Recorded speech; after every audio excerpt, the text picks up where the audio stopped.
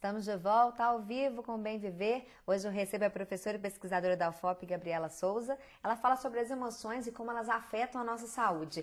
Então, Gabriela, a gente estava falando um pouquinho como é que vocês geram e induzem as emoções em laboratório para poder fazer as pesquisas. E aí você explicou que usa fotos e até assim, simulam situações. São com pessoas que vocês simulam situações? No caso assim, do meu laboratório, eu atualmente só trabalho com pessoas. A minha amostra, meu objeto de estudo atualmente são os seres humanos. Então a gente tem um comitê de ética em pesquisa na UFOP e todos os trabalhos, né, são avaliados antes da gente começar a fazer para a gente poder realizar esses estudos com humanos. Mas alguns laboratórios de neurobiologia das emoções estudam os animais. Então você tem como fazer testes, pesquisas de emoções em animais. Então você faz uma tarefa, ou você, por exemplo, pega um ratinho e coloca um cheiro do gato. Então as pessoas fazem isso. Existem laboratórios que trabalham com animais. Mas vocês trabalham com pessoas? A gente trabalha só com pessoas. E como é que vocês medem essas emoções? Por exemplo, a pessoa está lá, vocês simulam aquela situação. Como é que mede? Como é que vai saber o grau de intensidade disso? Bom, existem várias formas de se medir as emoções. Uma das formas é medir a atividade cerebral, por exemplo. Então a gente tem, no caso eu não trabalho especificamente com isso, mas colaboro com alguns grupos da UFRJ e da UF no Rio de Janeiro que trabalham com essa área. Então, por exemplo, a gente tem como colocar a pessoa numa máquina de ressonância magnética, que não é a ressonância que a gente está acostumado, que a gente faz para ver uma lesão no joelho, etc. É uma ressonância que vê fluxo sanguíneo cerebral. Então a gente bota a pessoa para fazer uma tarefa dentro dessa máquina de ressonância e enquanto a pessoa está fazendo a tarefa, a gente vê o quanto de sangue que tem em algumas áreas cerebrais. Porque cada emoção é numa área específica? Cada emoção é numa área, só que isso é muito controverso ainda. É muito difícil de estudar e é muito controverso. Existem algumas áreas cerebrais que são assim mais bem estabelecidas na literatura.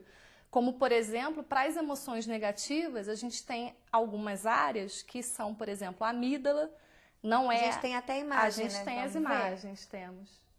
Ali, então, a amígdala é um núcleo, que faz parte dos núcleos da base, e ela não é aquela amígdala da garganta, que a gente está acostumado. Pensou, viu em amígdala, a gente pensa na amígdala da garganta.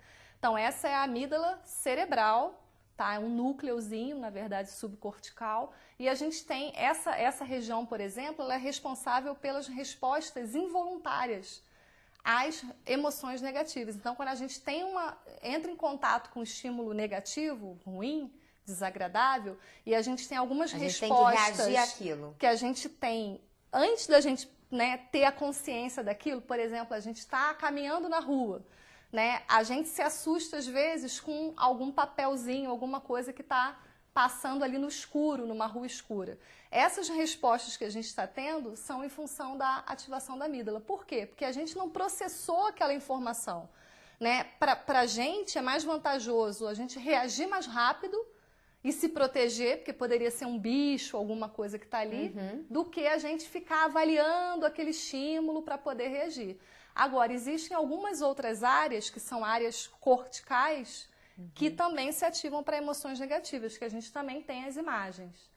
Vamos lá para a próxima Então, a gente imagem. tem o córtex pré-frontal, ventromedial, que é o roxo, é uma área que se ativa para emoções negativas.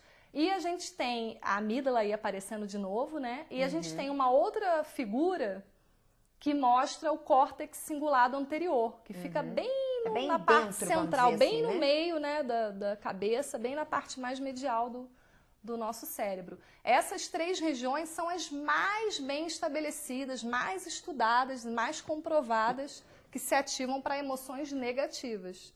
Agora, a gente tem outras áreas que se ativam para emoções positivas, que a gente chama de circuito de recompensa. Então, essas áreas, a gente também tem as imagens dessas áreas.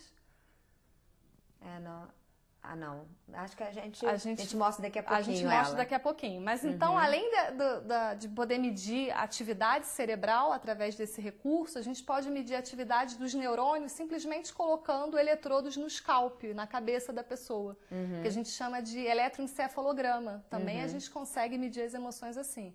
Outra forma, que é a forma que eu trabalho é através de medindo a periferia do corpo.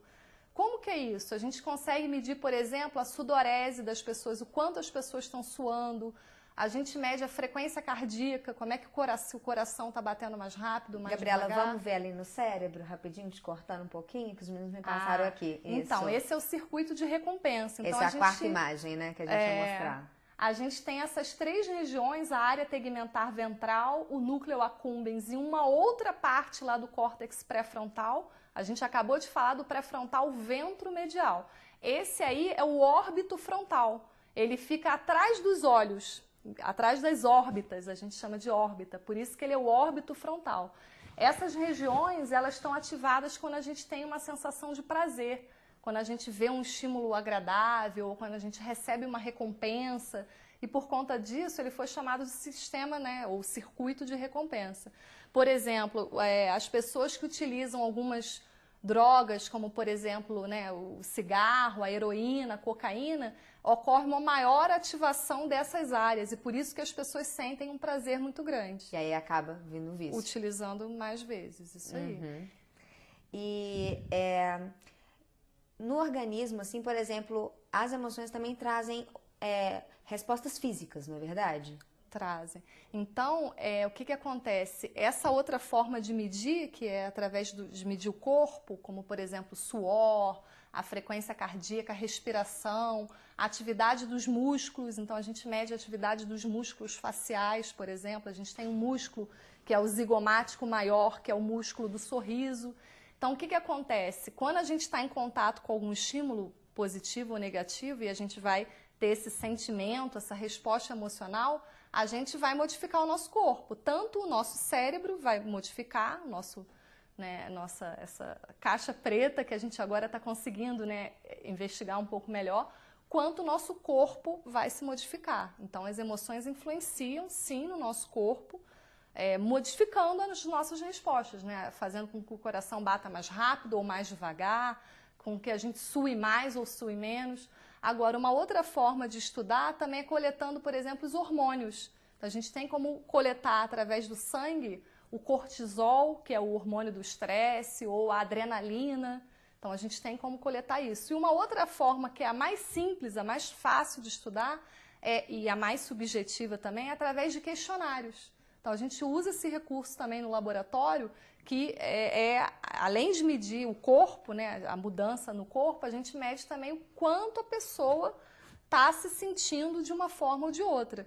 Que, na verdade, quando a gente estuda o corpo e o cérebro, a gente não tem como garantir exatamente o que a pessoa está sentindo. Só a pessoa falando, né, através de um questionário, né, eu até brinco saber, né, com as pessoas, né, com o pessoal do laboratório, que parece que é uma coisa, né, que não é muito né, uma pesquisa tão fina e tal, mas o questionário para estudo com humanos, ele é altamente importante, porque a gente precisa confirmar algumas respostas corporais em função do que a pessoa, não adianta a pessoa estar, né, mudando o corpo se ela, né, ela está com uma emoção negativa, por exemplo, está mudando o corpo dela.